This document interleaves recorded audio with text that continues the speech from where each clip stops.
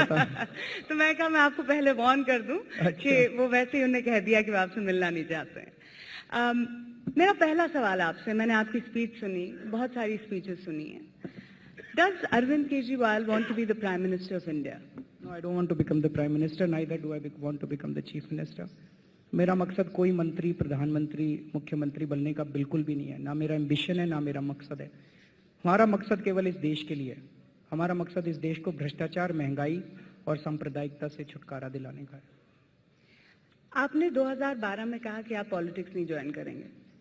2013 में आपने कहा मैं चीफ मिनिस्टर नहीं बनूंगा। 2014 में आपने कहा मैं लोकसभा इलेक्शंस नहीं लड़ूंगा।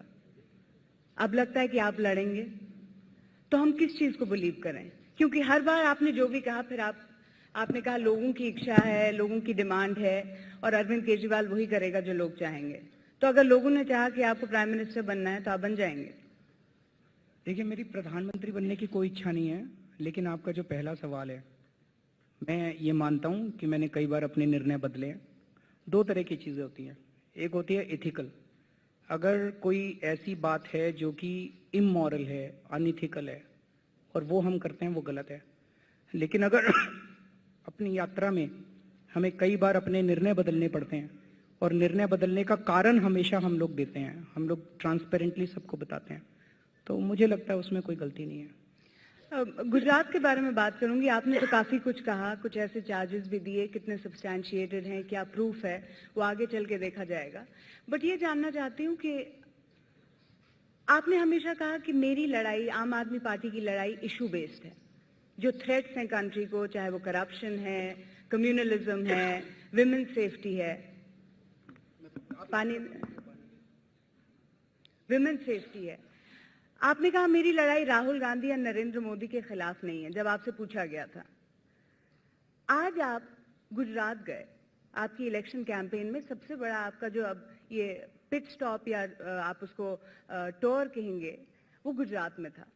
क्या ये एक डिलिबरेट अटेम्प्ट नहीं था to pit Arvind Kejriwal as a challenger और a contender to Narendra Modi?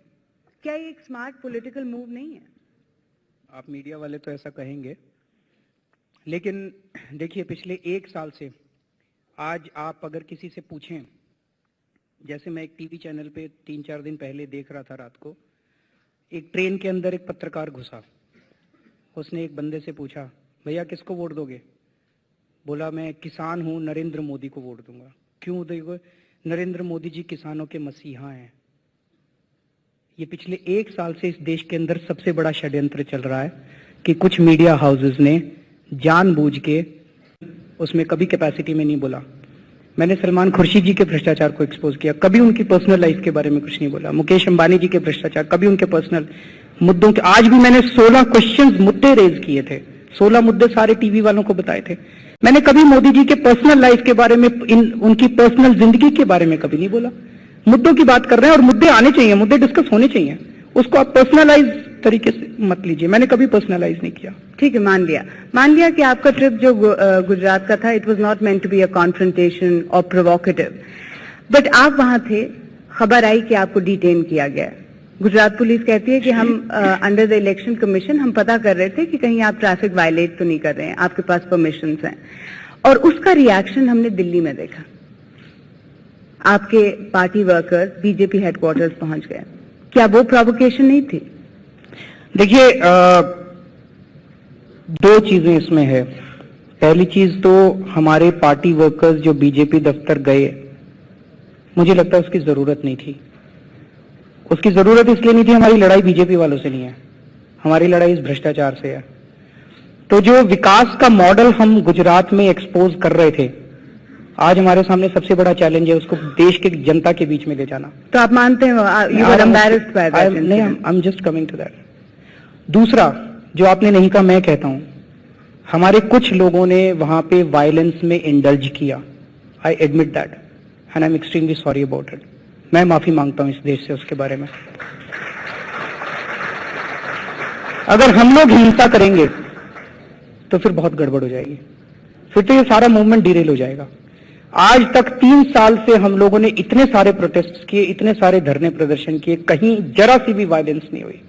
हम लोग डंडे खाते हैं, डंडे मारते नहीं हैं। हम लोग इसमें यकीन करते हैं कि डंडा मारने वाला कायर होता है, डंडा खाने वाला बहादुर होता है। तो I was very upset about it. मैंने उसके बारे में ट्वीट भी किया, मैंने उसके बारे में स्टेटमेंट भी दिया, मैंने अपने कार्यकर्ताओं से भी बात की, अपने लीडर्स से भी बात की, और अभी जब मैं दिल्ली लौटूंगा तो उसके बोले बगैर उन्होंने स्टेप लिया था।